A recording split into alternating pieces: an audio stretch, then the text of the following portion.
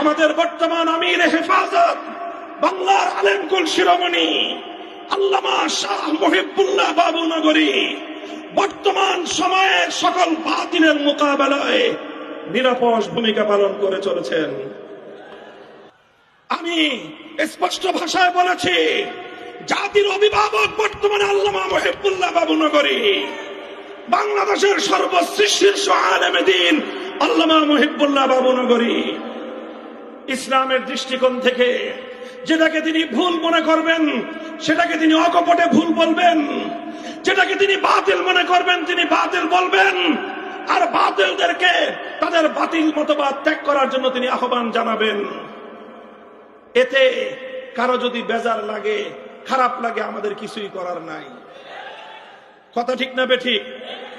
আল্লামা মুহিবুল্লাহ বাবু নগরী হাফিজাহুল্লাহ তিনি বর্তমান জাতির অভিভাবকত্বের জায়গা থেকে খালিসান লিওয়াজহিল্লাহ, একমাত্র আল্লাহকে সন্তুষ্ট করার উদ্দেশ্যে, আল্লাহর রাসূল এবং সাহাবায়ে কেরামের মহব্বতের দ্বারা তার দিল ভরপুর, এই জন্য তিনি শানে সাহাবার পক্ষে কথা বলেন।